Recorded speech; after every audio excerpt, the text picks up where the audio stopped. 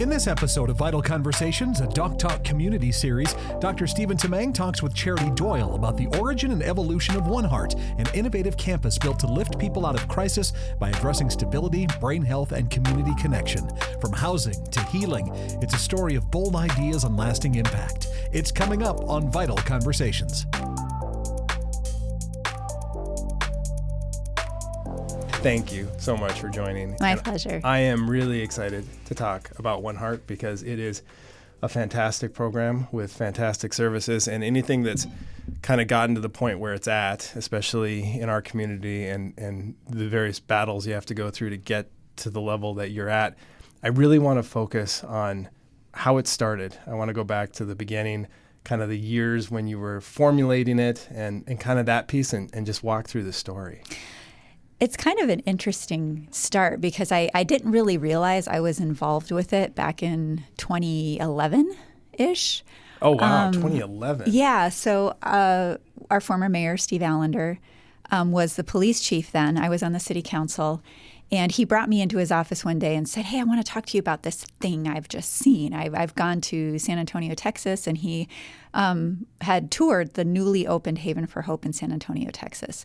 And so why he wanted my help was he could envision doing something similar here, but wanted my help in trying to figure out some kind of like taxing district or something to be able to fund a project like that. And we chased down a lot of avenues. State of South Dakota made that really complicated, so we didn't really get it very far. So fast forward to 2017, he's now the mayor. I'm getting ready to leave the city council. He takes me to lunch one day and says, "Hey, remember that idea?" I said, "Yeah."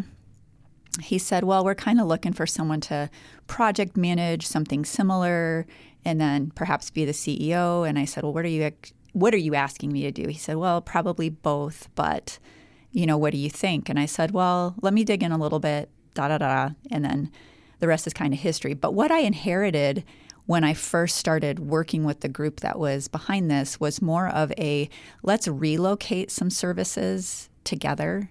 And in fact, I don't know if this was sanctioned by Cornerstone Rescue Mission, but at the time, the mayor said, let's move Cornerstone Rescue Mission to this place, which ended up being an old warehouse in an industrial park next to the fairgrounds, and move supportive services around it. And so that's kind of what I inherited. And I'm like, well, all right, if I'm going to, lead this work, I need to obviously talk to the people involved and see what's going on. And so as I started digging in, the first thing that stood out to me was, we cannot sleep people in the floodplain. And he was very surprised by that fact, thought that it was okay because of the conversations they'd been having. No, you can't. You can't. So that was a project killer right there. And then the more I started looking, because my background is engineering, I wanted to know, well, what's our baseline? Where are you guys trying to move the needle? From where are you trying to move the needle? And no one could really answer that. So I said, we need to take a pause. I need to go back to what is actually happening in the community, find the data, look at what our baseline is. And it became very clear very quickly that our nonprofit community wasn't super good at tracking data. Like data, they're fighting for their survival and funding and reacting to needs. So collecting data and analyzing systems wasn't really going to be their forte, but it is my forte. Mm-hmm. And so I really started pulling all that together and came up with this fabric of our human services system within the community. And then it became very easy to identify what the true gaps were. So yeah, there's this great idea somebody had, whether all of the nonprofits involved were willing partners, I'm not sure. But the reality was, how can we make the system better? Because time and time again, when I would talk to nonprofit leadership, they would say, things are broken. We are working our butts off. We are, we're struggling to perform and provide these services. And yet it's the same people year after year after year after year that we serve. And so I'm like, it doesn't make sense to me, because when I started adding up all the resources we were pouring into lack of outcomes, it was astonishing. Yes. This community, bare minimum, 124,000. Excuse me, that was not good. $124 million a year. This community in symptoms, and I'm like, couldn't we reallocate these resources and actually produce outcomes that are positive and getting people out of these cycles. And so that became my mission. And so, of course, the original idea fell apart because it was going to most likely be more of the same. If you're not changing the system, you're just relocating the system, you're going to still get the same kinds of, recurring issues. And so it was really identifying where are those gaps, what doesn't exist that could exist that would help what all of the nonprofits are doing actually provide, like get people across the finish line permanently. And that was the mindset with which I created the OneHeart model. That's interesting. So the initial idea was really sort of bring the groups together to have more of a comprehensive, cohesive plan, right. But ultimately it shifted more towards a solutions-based target. Yes. Tell me about how that process got kicked off. And what year are we in now? We are in 2017-18 now. And so it really came with looking at the data. First, trying to find the data. Yeah, that'd and it be was hard. it was segregated. Everybody collects it in different ways if they collect it at all. So it was bringing all of that together. It was trying to aggregate it in a way where you are comparing apples to apples to really tell a larger systemic story.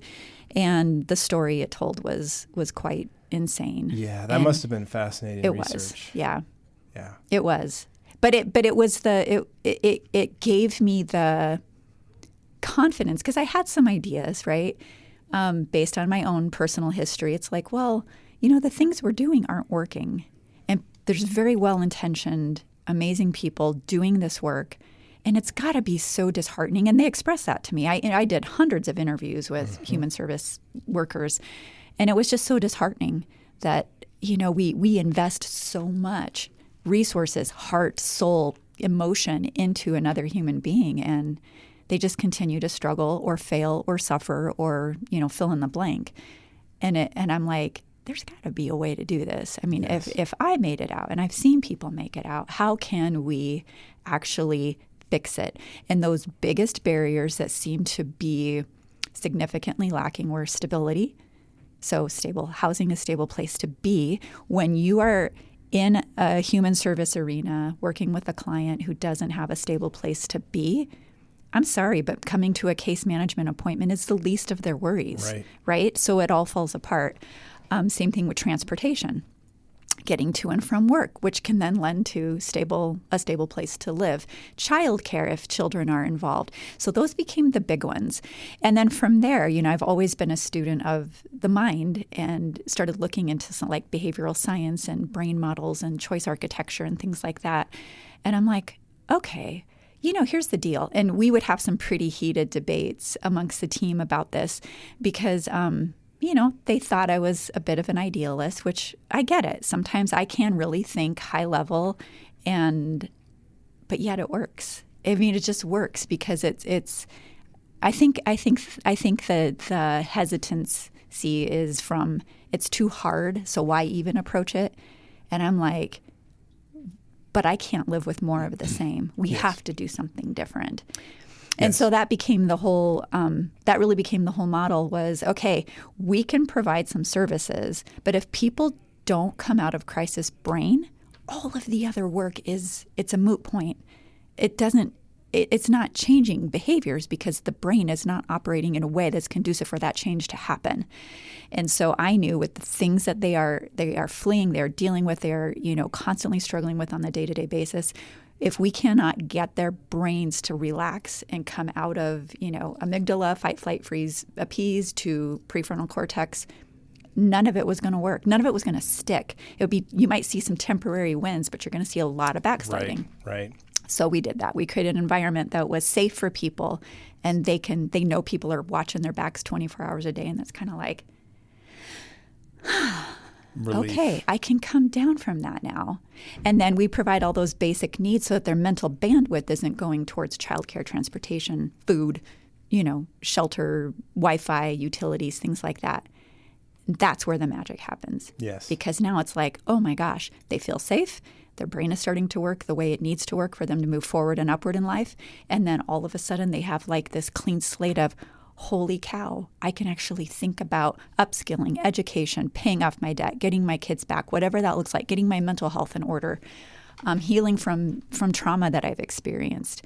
And they are doing just amazing things. So that's it in a kind of oversized nutshell. If you took a look at the problems that you were evaluating 2017, 2019, you looked at the epidemiology and the scope, and then you took a look at the pile of resources.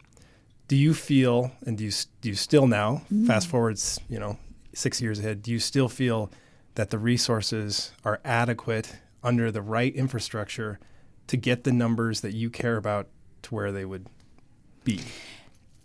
That's a hard question to answer because when 2017, 18, 19 was pre-pandemic. And that was like one of the things that really was a big wrench in our plans is I developed the whole thing prior, not planning on a pandemic. Yes. We were under construction when that happened.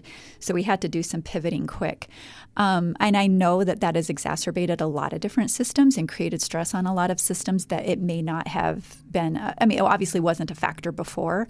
So thinking on the fly, I do think we have an amazing infrastructure here for the helping industry and helping people get to a different place.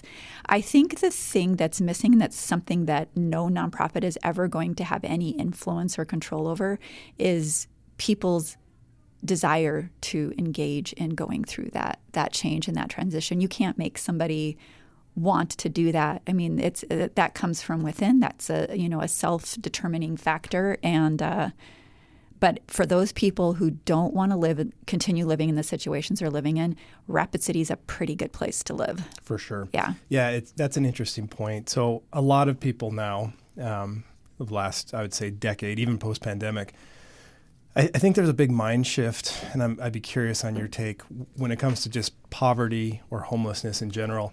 There's a shift in some that say we no longer really should have our goal as to eliminating poverty or homelessness. Our goal should be to have a world that has enough for everyone that gets what they want. Because a lot of people are reasonable, are happy in a lifestyle that maybe others wouldn't be.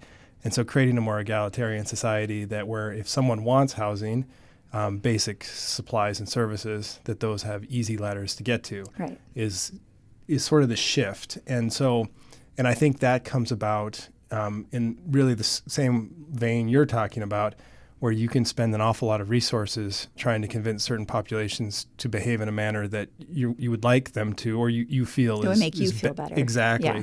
Whereas those resources perhaps are not fruitful for moving the needles.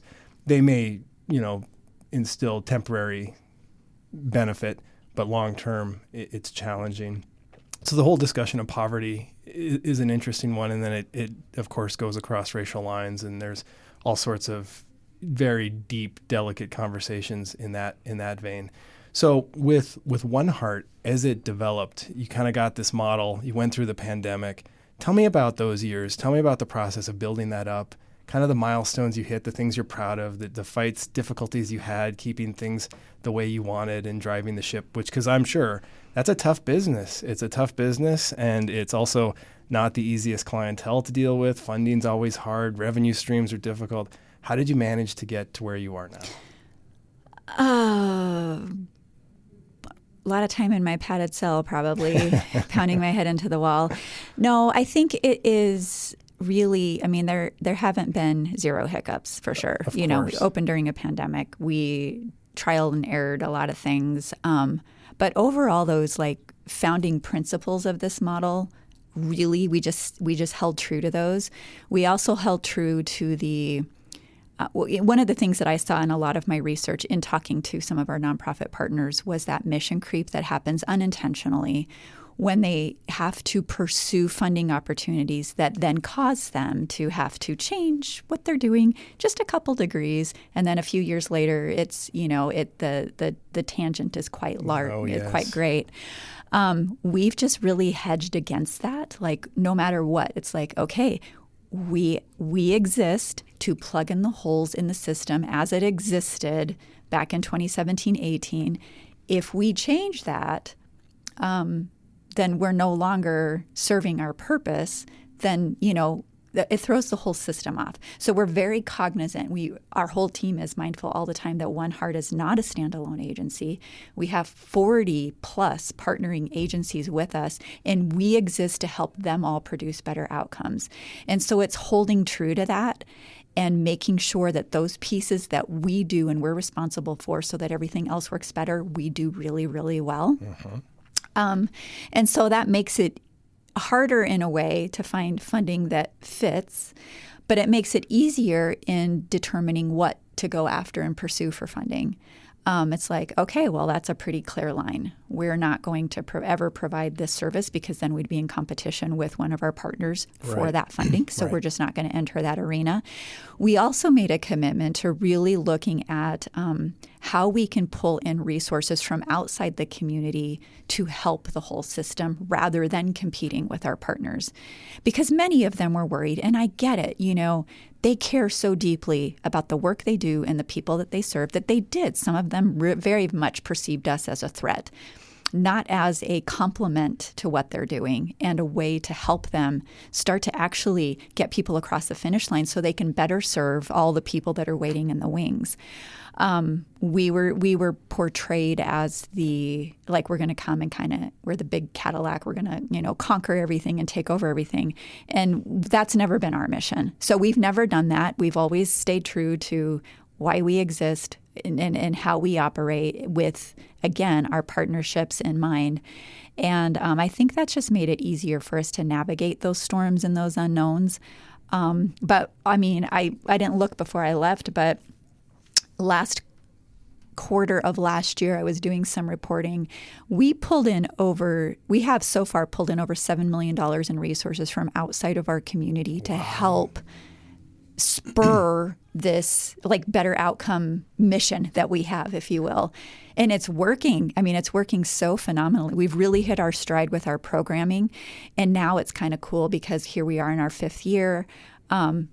The culture over there, even amongst where people live, has taken on a life of its own where it's just, have you ever been in one of those environments where it just elevates you? Your spirits are raised, it lifts you up rather than down. Yes. I grew up in a family where you were very much pulled down.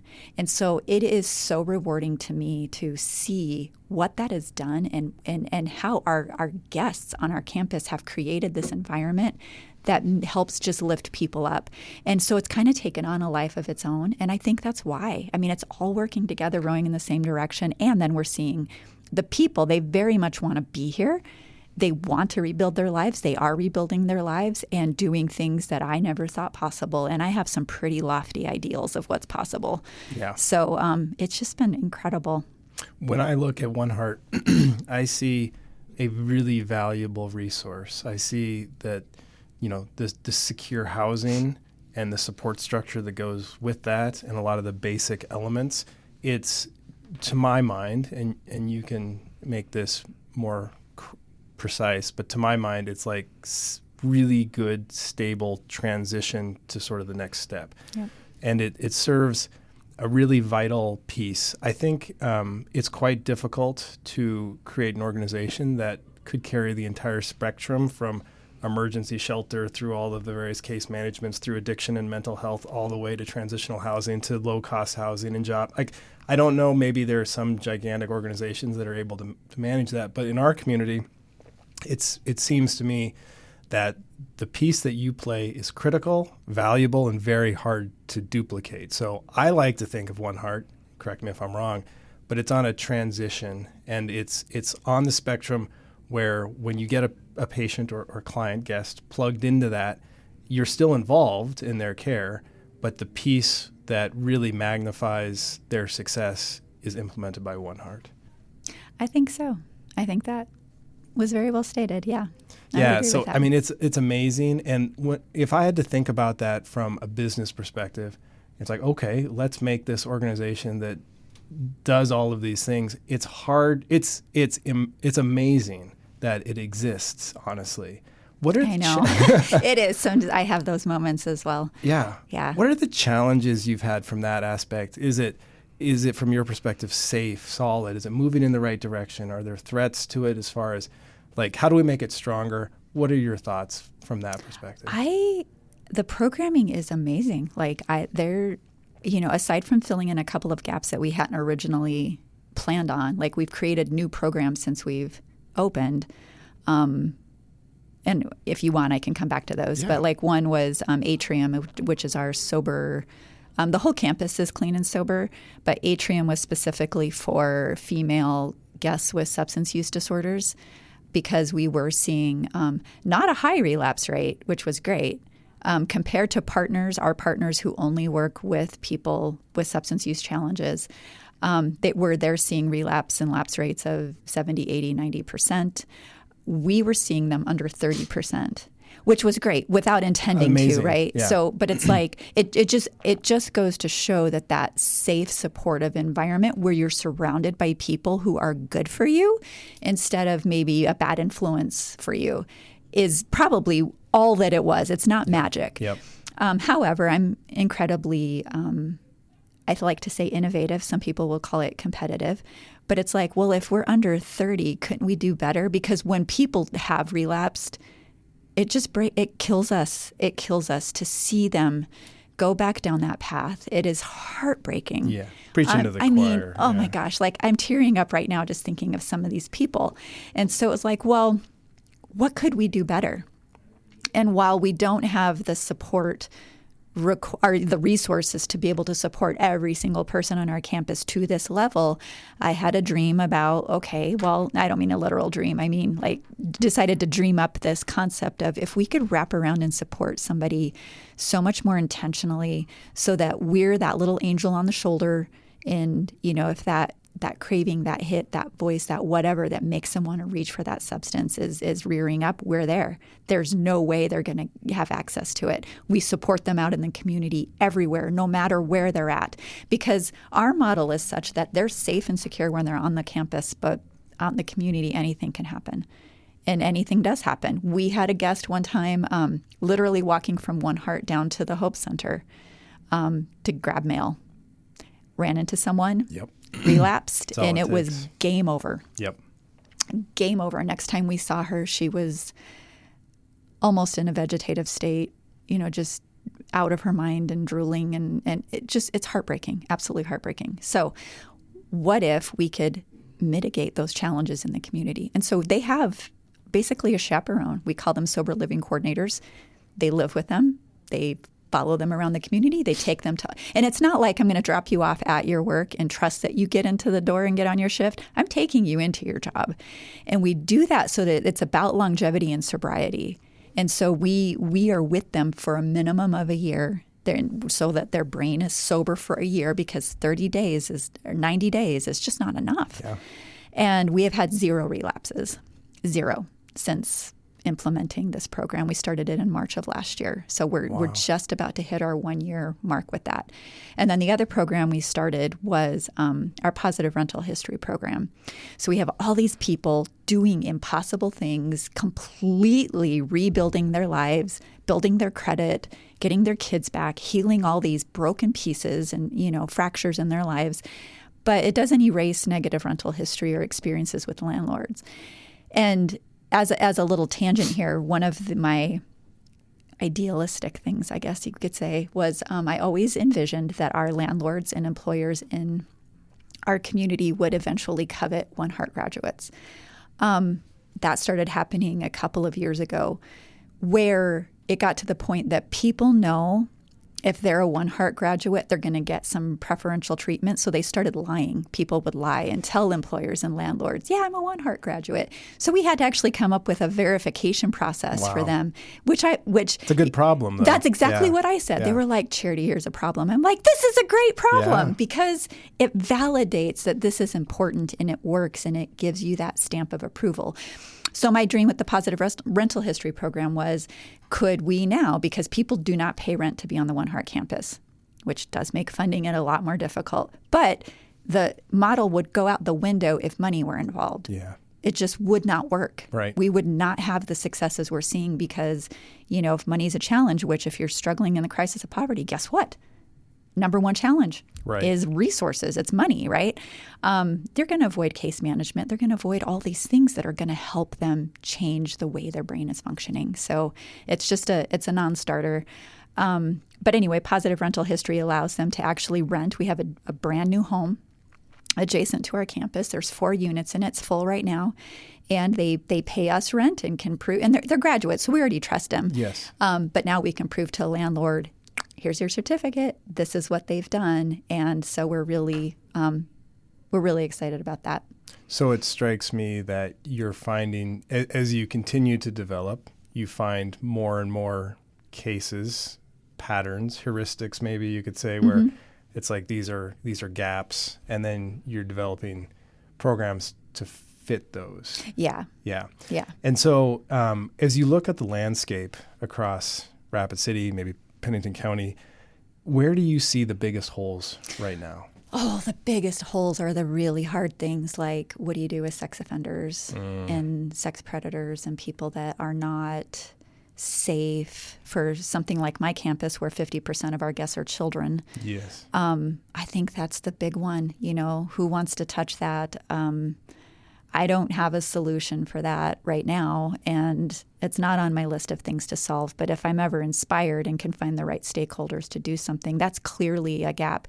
I mean, my husband's on the police force, and he's dealing with the visible part of the spectrum on a daily basis. Yes. And he knows their histories, and not everybody, but many do have these types of things in their histories that make it hard for them to get on a trajectory to change their lives if and when they want to, because those histories, those stigmas are going to stay with them.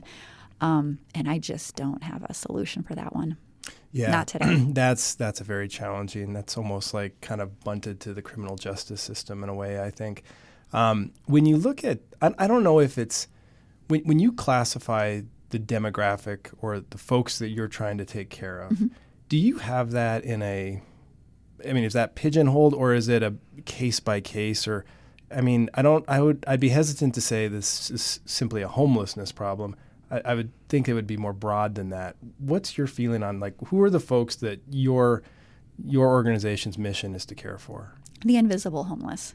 That's how I had to narrow it down when rolling out this idea and this concept and project to the community, because the homeless spectrum is as diverse as the middle class spectrum. Yes. And that's hard. So when someone has only seen a panhandler, they think everybody within the homeless spectrum looks like that or behaves that way.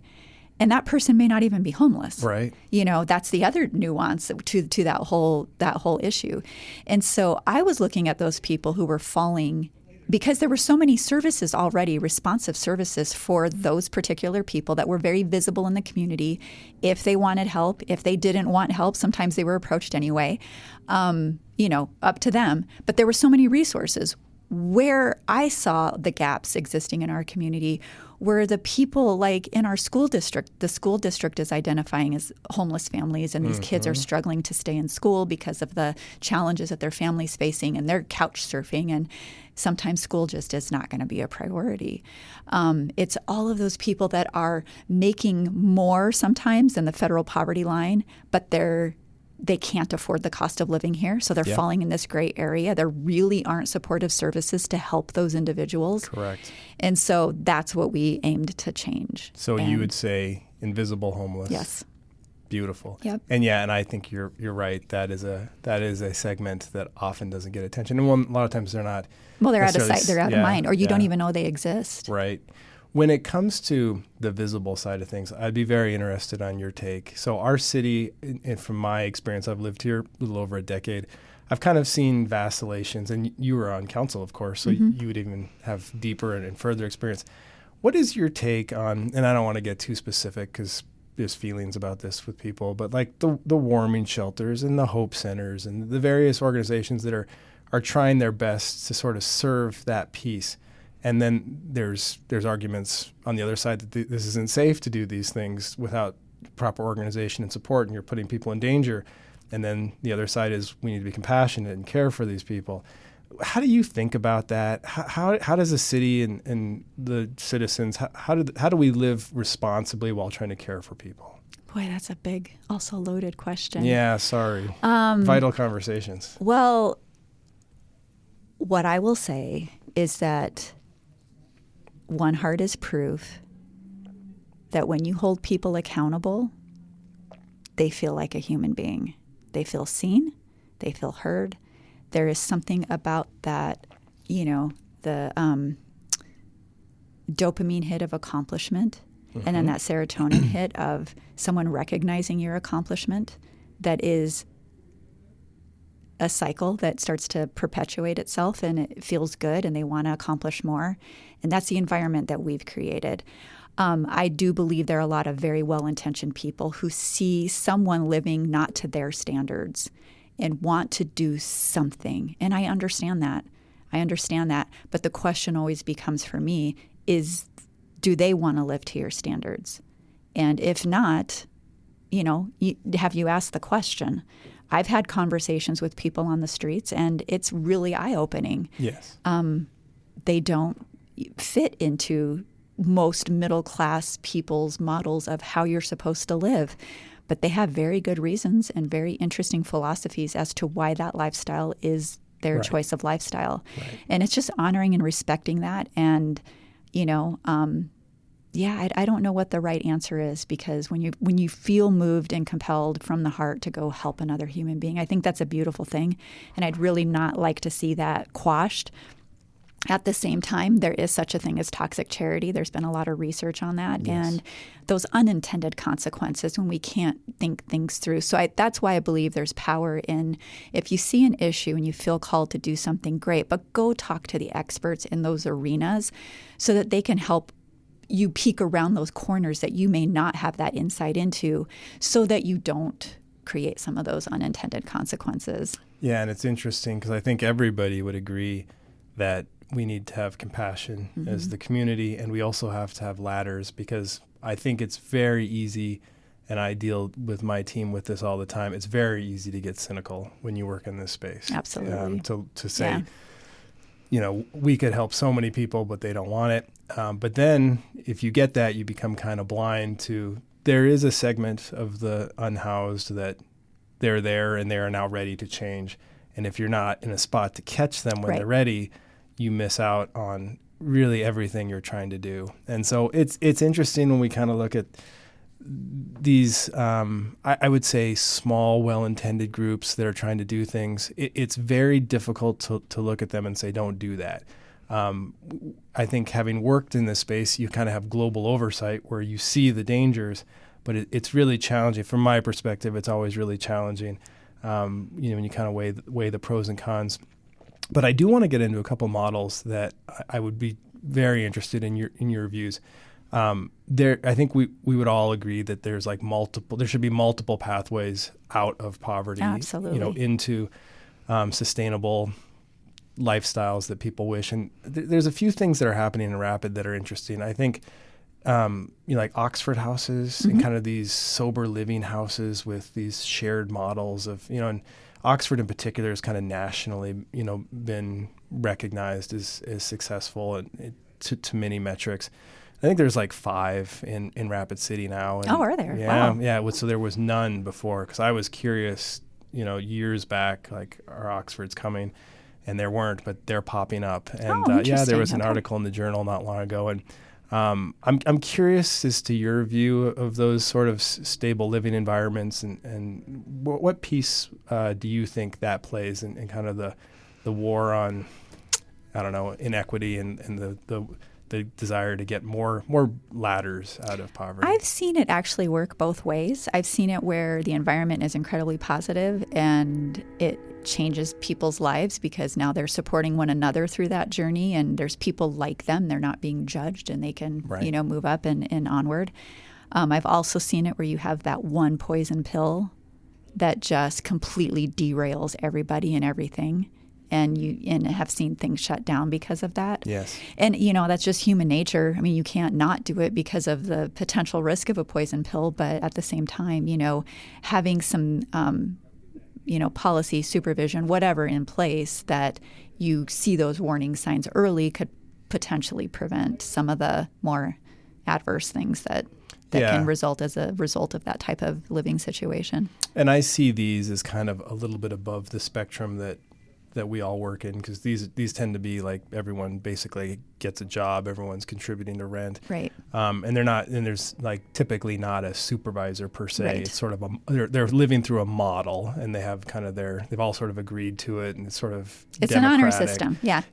And then I think they have votes and stuff. So I mean, to me, I look at that system like that's pretty cool, and you kind of see it at scale on the national level, and so I was happy to see some of that coming through here. And sounds like you're more or less positive about it, mixed bag. Yeah, no, I like it better when it's by choice. Yes. And not like we don't do this in South Dakota, but there's some other states where you are like through the court system Halfway remanded house. into something like that. And that's where it's like, well, if I don't have a choice to be here, I think that's where the risk comes in. You don't know what you're going to get, and that could really impact. And so that's one of the things I tell our guests, when I get to, and this is one of my favorite things to do. So every other month, I do an orientation with our new guests because I could not keep up with enrollments as we started to grow. And I always like to meet people when they would first arrive. Yeah. That became untenable, so we did it this way. And I'll tell them, look, here's our statistics. 80% of you statistically are coming to us with some sort of substance use challenge in your history, whether that's an actual addiction, a disorder, an abuse, whatever. So you're in good company, and I'm not here to judge. And I tell them about my history, but I say, look, I don't want any of you to relapse. But what I will say is that there are people on this campus who are committed to their sobriety, and if you derail it for anybody else, that is an unforgivable offense. Yes. Period. I don't want you to lapse or relapse, but if you cause somebody else to, you will not get another chance on this campus. Yeah, it can't. It causes an immediate disruption of everybody, and that's the same in the consequently house. we don't have it on campus. Yeah. And we do check. And that's fantastic. We keep people honest, and it's beautiful. Yeah. Yes.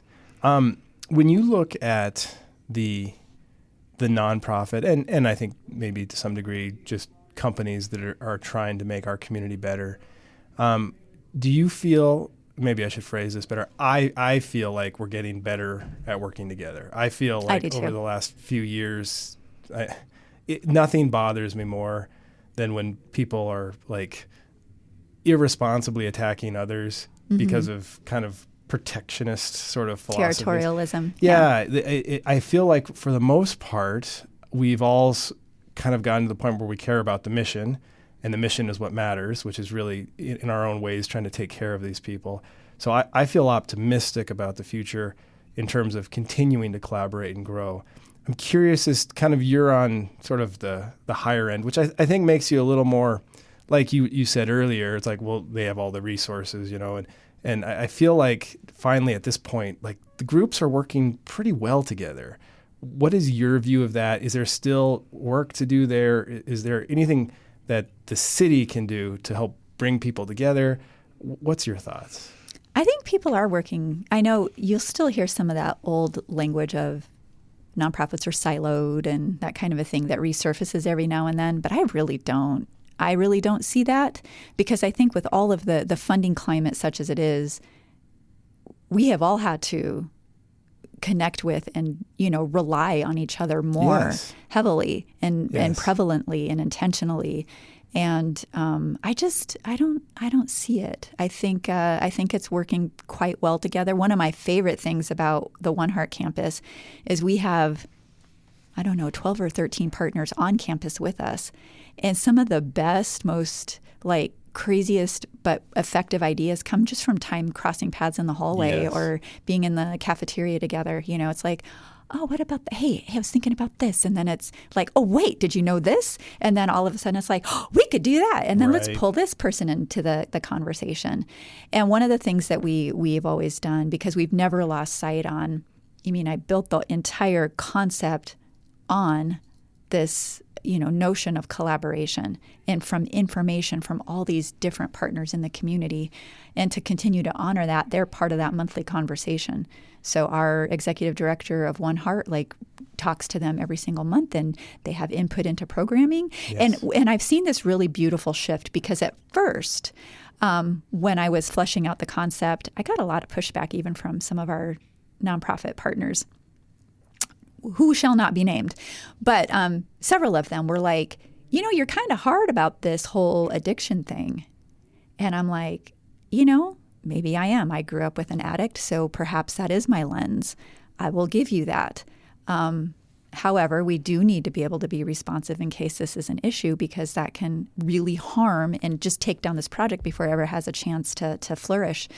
Turns out I was right. 80%, like I mentioned earlier. And so we had to change some things on the after opening to mitigate those challenges, because our nonprofit, our case managers were convinced that I was just misattributing addiction to poverty.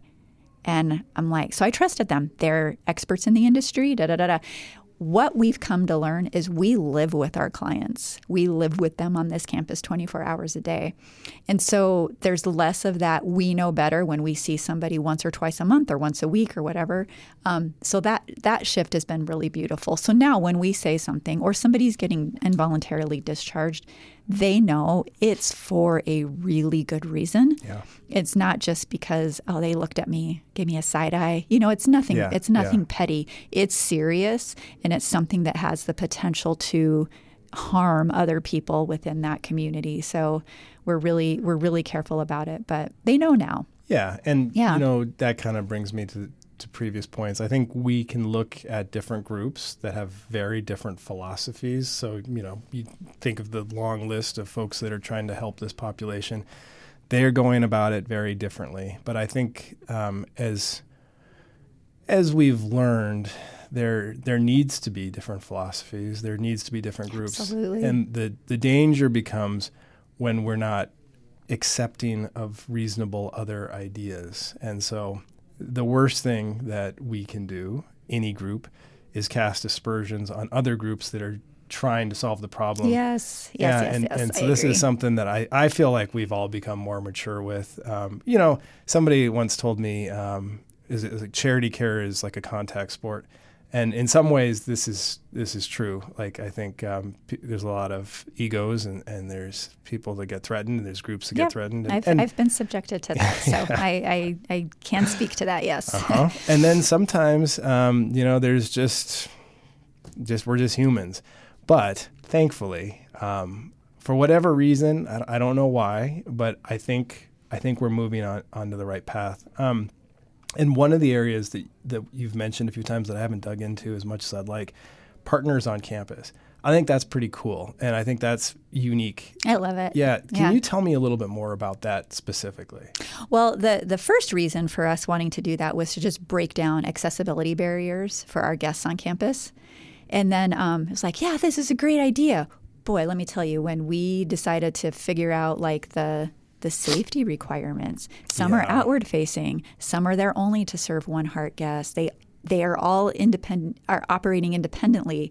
How do we make that function such that the overall mission of OneHeart is still being protected and supported?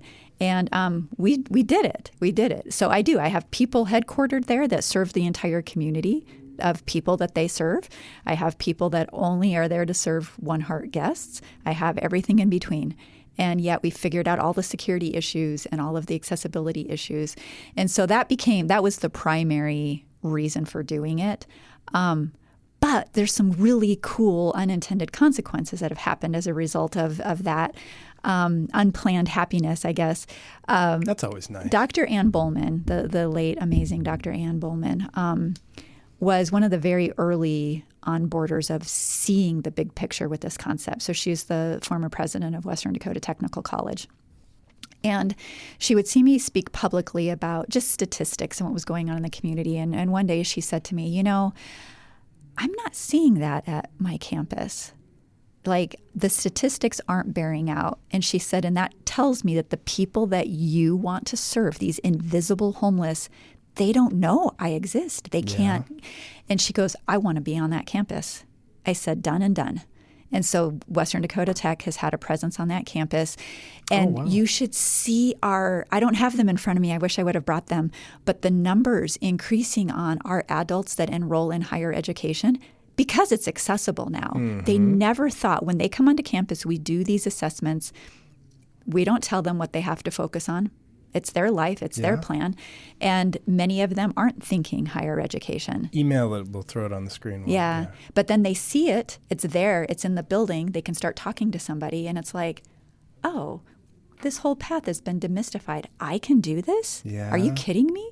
And so I think it's the majority of our adults on campus now that are, almost everybody's employed, and they're working on some kind of higher education. Yeah. And that's just fantastic. Incredible because it's going to they can support their families when they graduate. And, we also have partnerships with the Native American Nursing Education Center through SDSU and South Dakota Mines, because I was actually a homeless student when I was at South Dakota Mines. Really? Yeah. I had a very violent father and all kinds of issues, and was the first one in my family to attempt college, and so I was kind of the black sheep. Did that drive you into this work, or was this work kind of? No, it didn't. In fact, I vaulted everything up in a little box deep inside my psyche that said, we are never going to look at these things again. Once I left South Dakota in I'm not a psychiatrist, 1995. so that's probably not healthy. Yeah. And then it was this project that started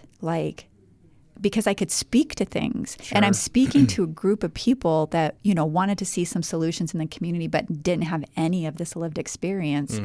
And so I started finding value in, I've lived this and I've lived that. I've been stalked multiple times, and here's what that's like, having to look over your shoulder constantly. And here's what domestic violence is like, and here's what teenage violence is like, and all these different things. And they're like, oh. And that's where that safety factor came in, because I knew how hard it was when you have someone constantly, you're just waiting for that shoe to drop. You're hypervigilant. You cannot study. You cannot focus on upskilling or being a good parent or whatever when you are constantly looking over your shoulder. Absolutely. And that's really how the model came to be. So it wasn't intentional. But still, insight's, that's very, very helpful. And my plus you don't rattle easily. Then you've been through a few I do. things. It's on the inside.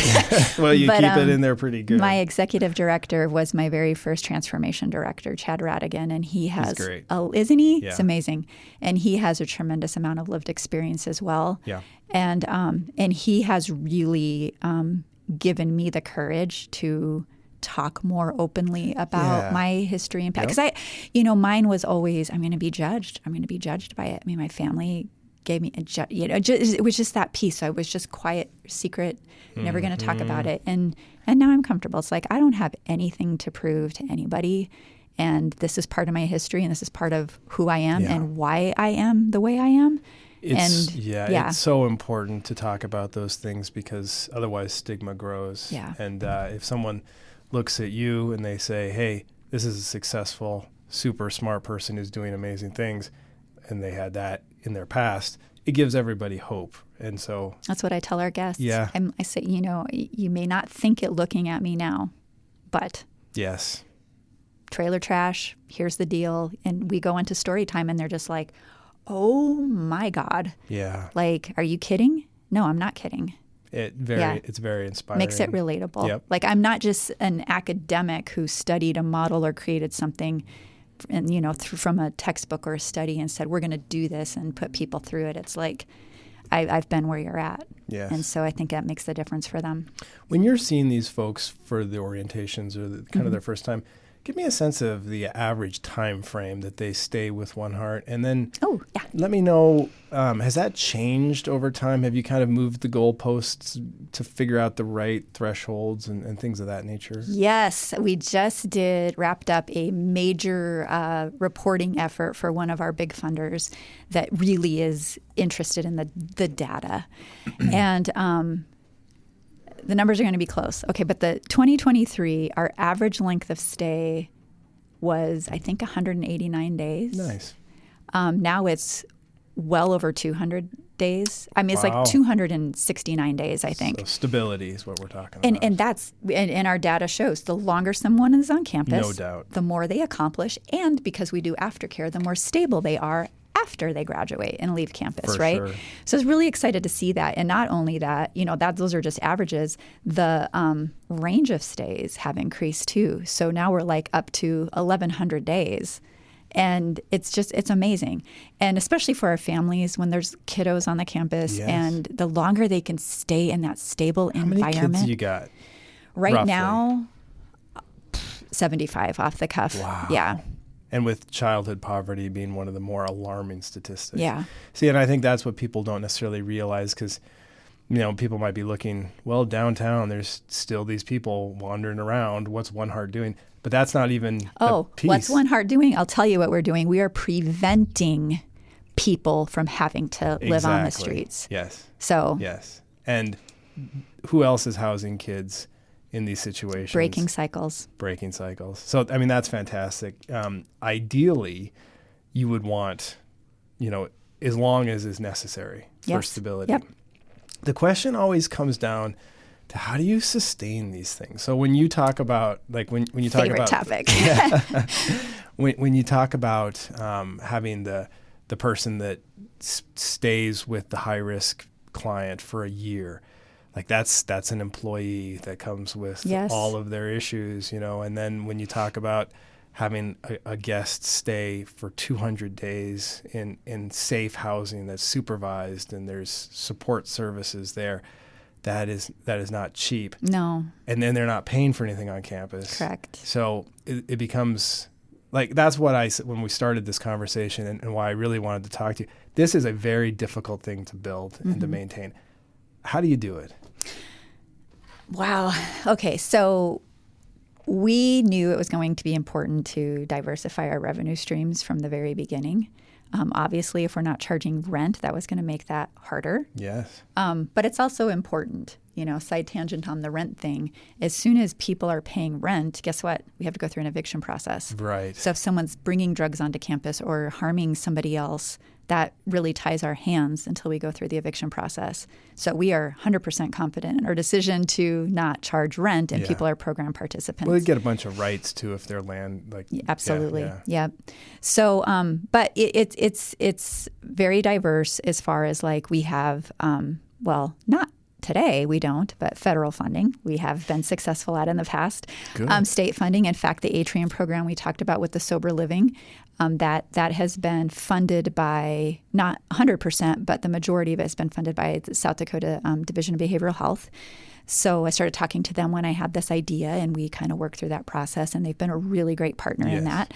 And we have funding through Department of Public Safety for Victims of Crime, the Victims of Crime Act, VOCA, because at a minimum every month, 65% is, I think, has been our lowest number ever of our guests on campus have been victims of significantly violent crime. I'm not surprised. So those are the kind of in the grant world. Plus we do have, like private foundations and different smaller grants and stuff, and larger grants that of people who support us.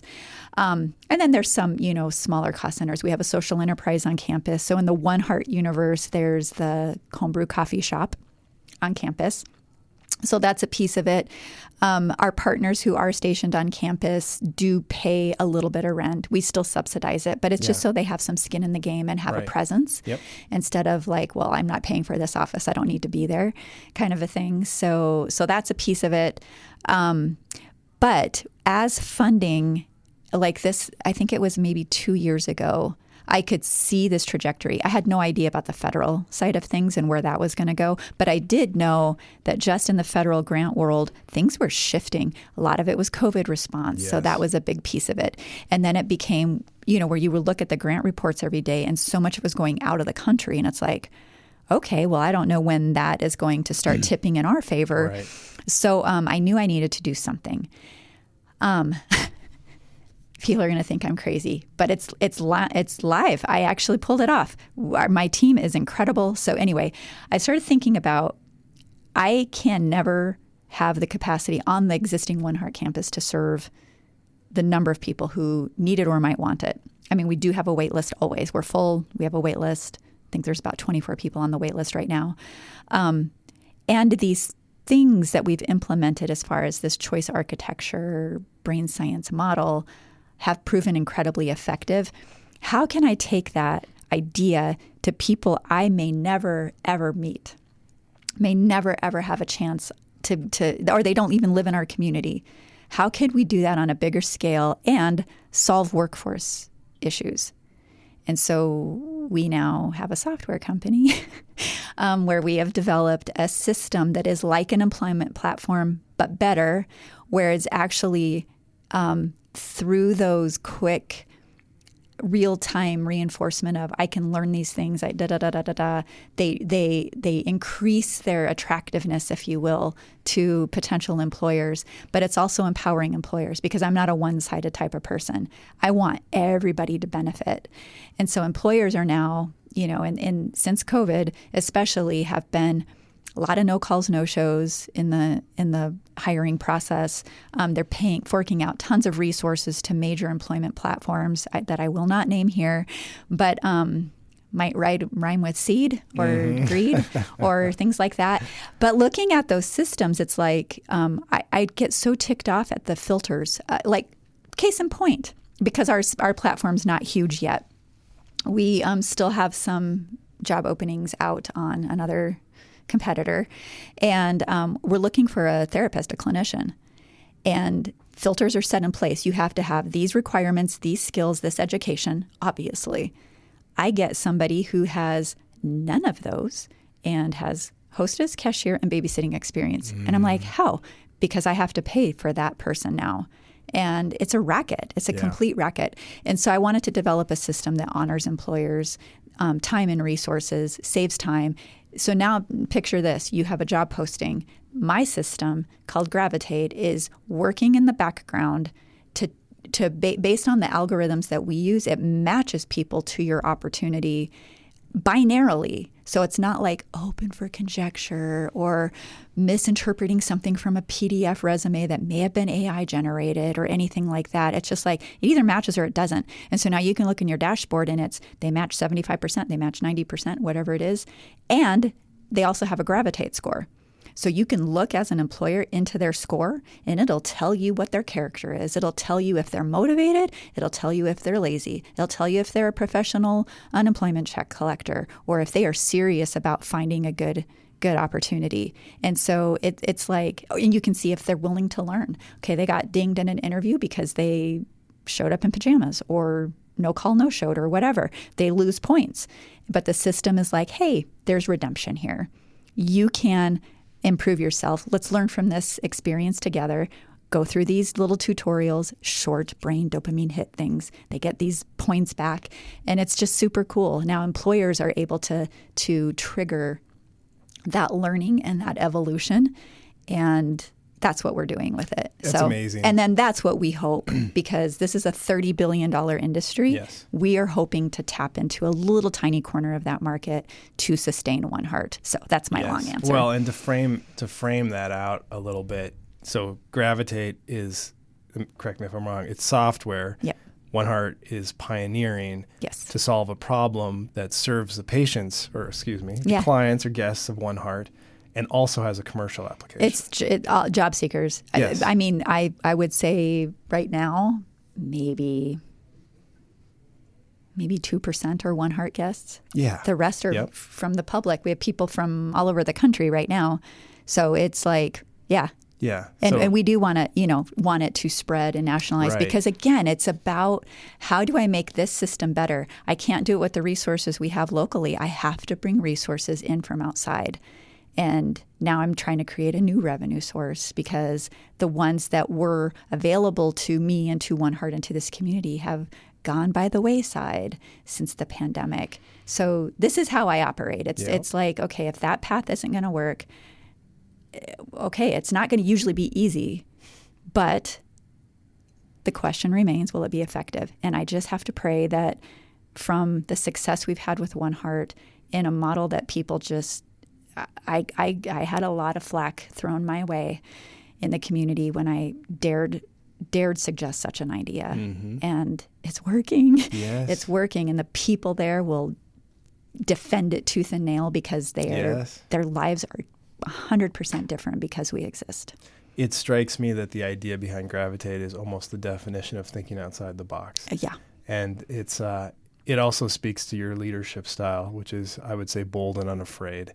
And yeah, I'm not going to say not unafraid, but well, you don't bold and very afraid. Hey, that works. Sometimes fear is a good thing, but it's impressive to take a swing at things like that. That's sort of a calculated decision. Obviously, there's risk there, but again, I would say employment is something that you're striving for your guests to have as well. Absolutely. And so it's a piece of that. And yeah, when you look at that market share, that would keep... I just keep saying, I just want 1%. Well, the thing is too, it's beyond OneHeart, really. So when I think about what I want to see happen with Gravitate, yes, I want to solve these workforce issues. Yes, I want to make people more employable. Mm-hmm. Yes, I want to empower employers. Yes, I want to sustain OneHeart.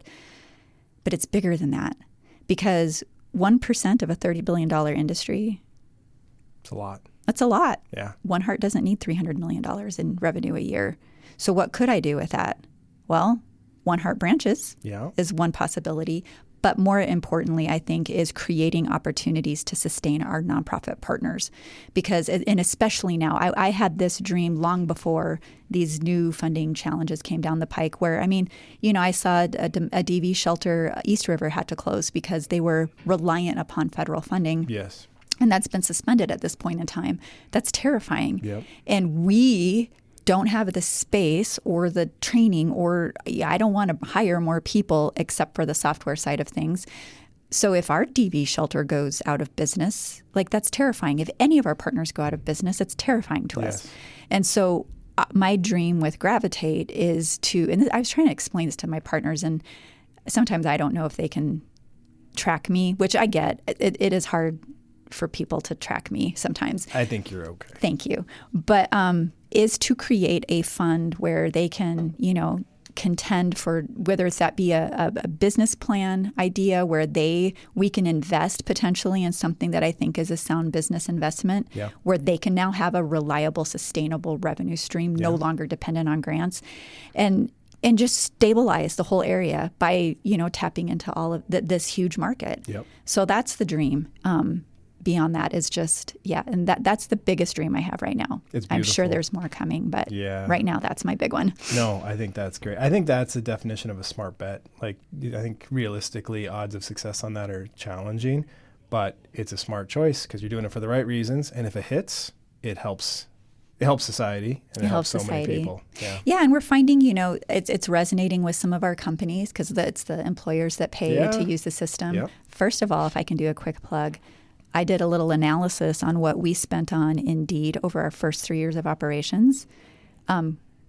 Gravitate would have only cost us $1,800. So we went from $1,200. Went from $18,000 to $3,600 or something. It was fractional. A fraction of the cost, with really amazing results. So we're excited about that. But, absolutely. Yeah. And I have no doubt that that's going to have a good run, and we're all rooting for its success. That's exciting. Thank you. One thing that comes up a lot, I don't know if it's a South Dakota thing or if it's a conservative thing, but there's this concept of the magnet effect.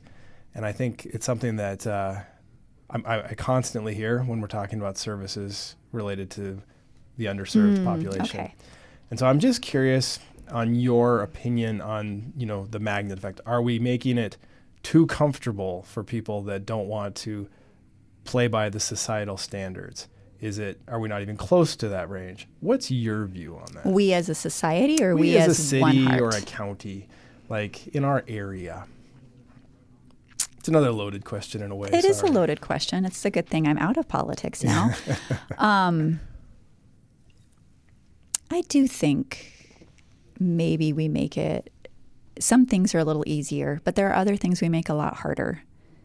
I remember, again, when I was rolling out this concept, there were so many people in the community. They're it was that whole bootstrap mentality. Yep. They just need to pull harder on their bootstraps. And so I started doing bus simulations. I would take well-educated, business-minded people in our community, and we would commandeer a city bus and go on an adventure across the city where you are now in the shoes of a real-life family. Of course, they were anonymized, but here's the situation they're in. We're going to start at this particular bus stop, and we are going to go navigate getting resources. By the end of that, they're like, nobody can do this. I have a PhD and I cannot do this. Right. I'm like, but you're expecting someone who may or may not even have finished high school and has children and has no resources and no reliable transportation to just pull harder on their bootstraps. And they're like, peace out, we get it, you win. You know, and it changed so many people's views because it's like, I can talk to them till I'm blue in the face. They need to go experience it. And so I wish I could continue doing that. But now the Vakurovich Foundation does do some really good poverty 101s and some poverty escape rooms and things like that, simulations that really are eye-opening for people. So if anyone's listening and hasn't done that and you think, I don't need to, I understand that, trust me, it will open your mind as to what those barriers are. Yeah. So those are the big ones. Like we don't know what we don't know. We don't realize sometimes the things we do to help somebody are actually creating more of a barrier. It's like, well, I don't want to give them something for free. So there's some strings attached. And then the barriers of those strings make the burden of that gift unsustainable. Right? But then there are other philosophies and other helping types of individuals who do just the opposite, and that's where we start to see like entitlement mentality, you know, and and we have from time to time seen it on the OneHeart campus too. Well, you're here to serve me. Well, okay. Here to help you. I'm here to help you. Yeah. But I'm not here to do this for you. Yeah. And I'm not here to wait on you hand and foot. Yeah. So let's be clear about that. Very, very rarely. Yes. Very rarely. And I think as a society, like I think it's tough for average people that have normal, professional lives to kind of put themselves in those places. But I think we can all identify there are circumstances in which there's bad charity. If you give actual physical dollars to certain people, we know that in certain circumstances bad things happen. It's helping them. There needs to be some balance. Kill themselves, yeah. Yeah, and then we also on the other side, we need to have compassion towards certain groups.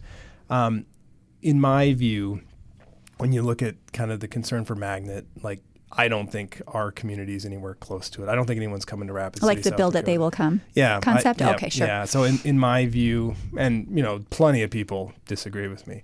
I don't see it. In fact, if you look at our, I would say, visible homeless population, and you look at the statistics, like unfortunately, a huge percentage of that, well over 50%, is Native American that are indigenous.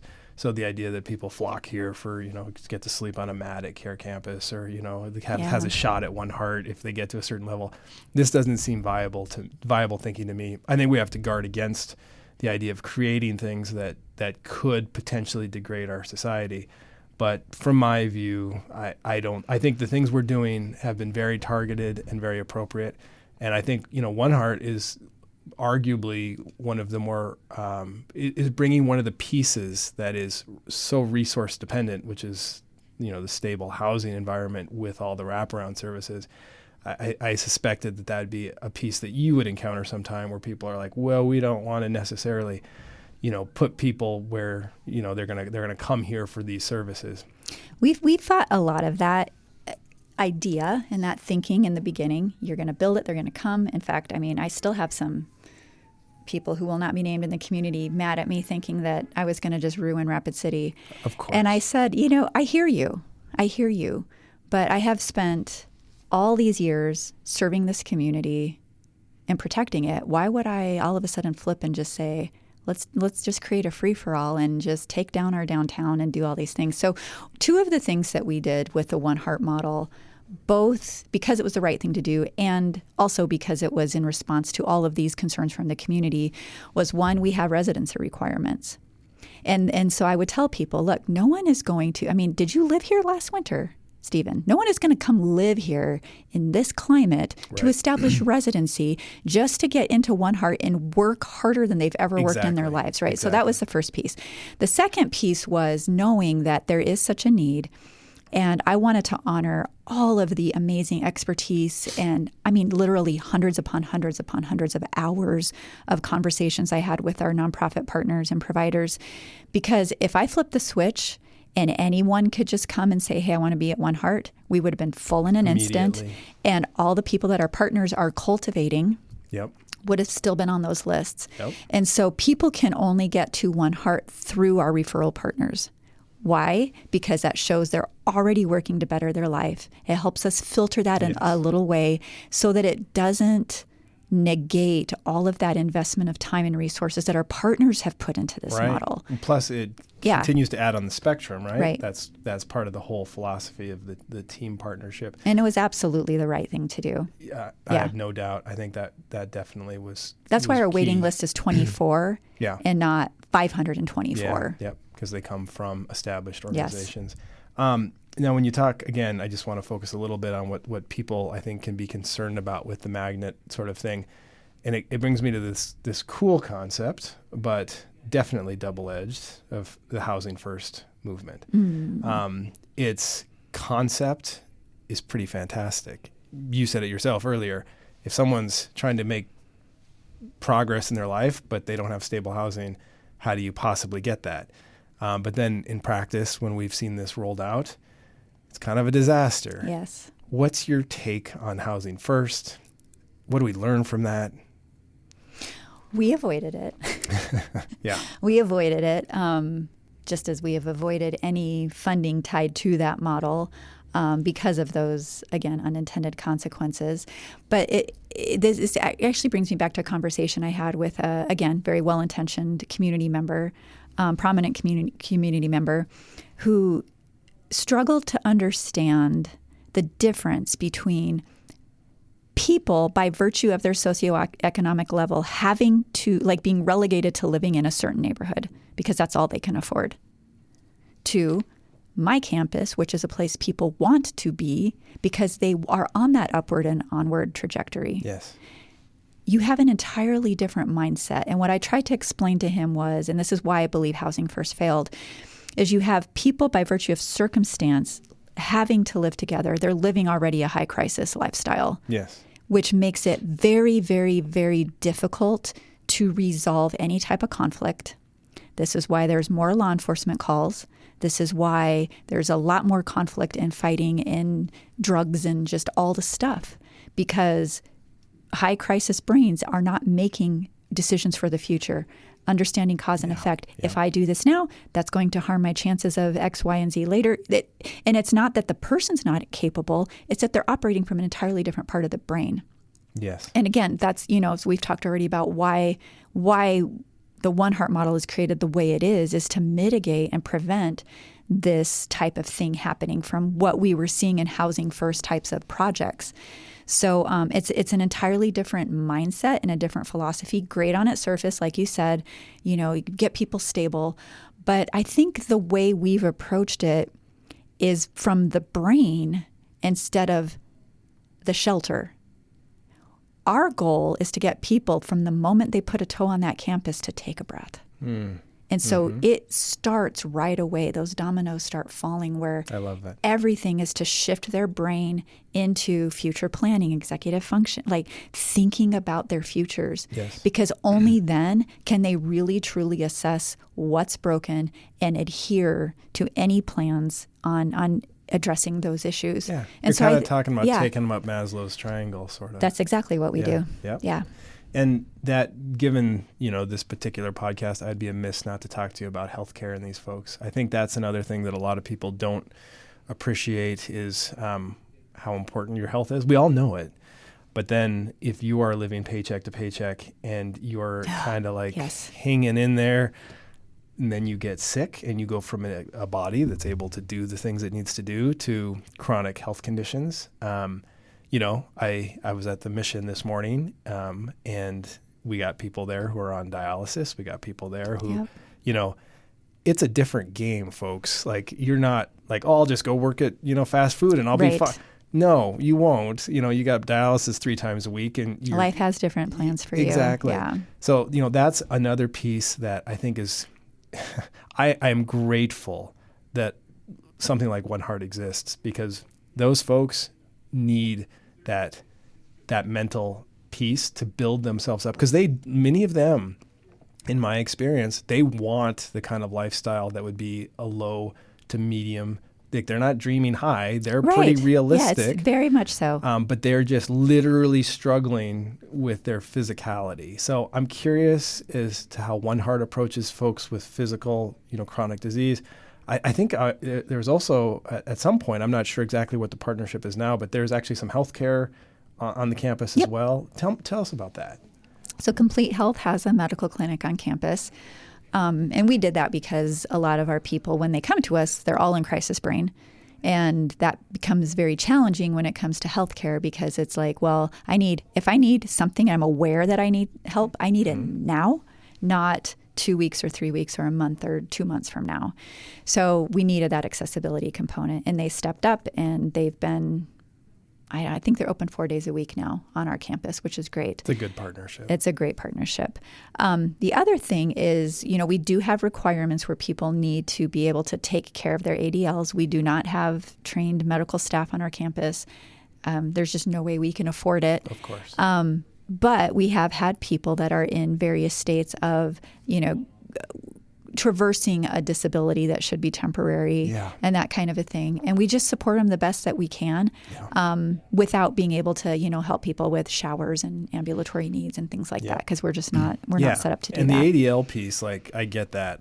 But what I see on my end, from the hospital standpoint, people that have heart conditions, and if they just happen to have a safe spot to keep some pills that they could take every day, or people that need subspecialist care, need to go to infusion, ambulatory appointments, it's out of their reach. Right. And that's heartbreaking when you have a solvable problem. Right. And even a compensated problem. All these folks typically qualify for CMS Medicaid, but they don't have the environment, the simplest things to just get a ride over there, and all their world's falling apart anyway, so again, it's a big piece that I don't think a lot of people appreciate. And I am positive, I couldn't fathom, the numbers, but I am positive that the OneHeart campus has stopped it has decreased mortality from a lot of these folks with chronic disease. I absolutely believe that. And that is, that's very meaningful. As we go forward, 5 years from now in our community, I'm excited to see what OneHeart Me too. is. What's your, and we'll say things that age well. We'll keep it philosophical, or if you want, you can be specific. 5 years from now, where do you see OneHeart? Where do you see the community? What are the things you're excited about? 5 years from now, OneHeart is going to be the model that other communities want to emulate because of its efficacy, because of its outputs and its outcomes.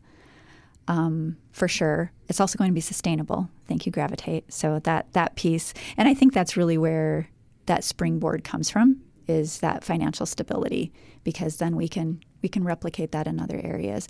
As far as the community goes, I think that 5 years from now, it would be wonderful to have a community where if you have a differing idea on how to get there, it's not met with pitchforks and vitriol. Yes, please. Because, I was talking to someone yesterday who would be amazing. They're so bright and so caring and so solution-oriented in public office.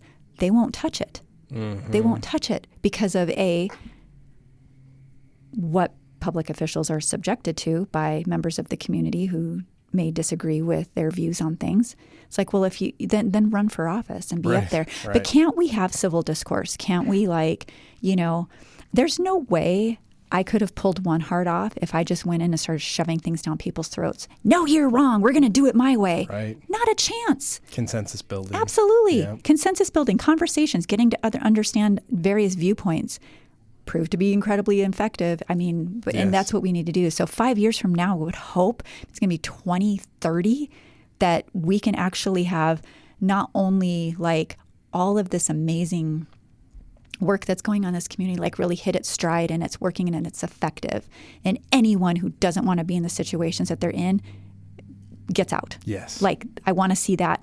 But that we as a community can solve these issues without fighting and dehumanizing others. Like, I'm just over it. I'm just so over it with people. The competitiveness and the ridiculousness, like, it is such a waste of energy.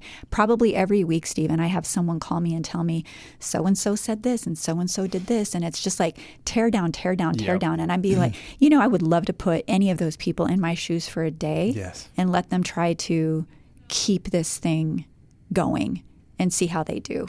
Like, stop it. We all need to support one another, and I'm just over the embitterment. I think that's a great goal for 2025, and every human can do better at being accepting and kinder and realizing that we have very different philosophies on stuff, but we're all trying to get to the same spot, which is make our society more egalitarian and more accessible to everyone that wants to improve. Charity Doyle, you are an amazing person. You've got an amazing organization, and I'm so happy that you were in Rapid City. Thank you for talking with us. Thank you. It was a pleasure to be here.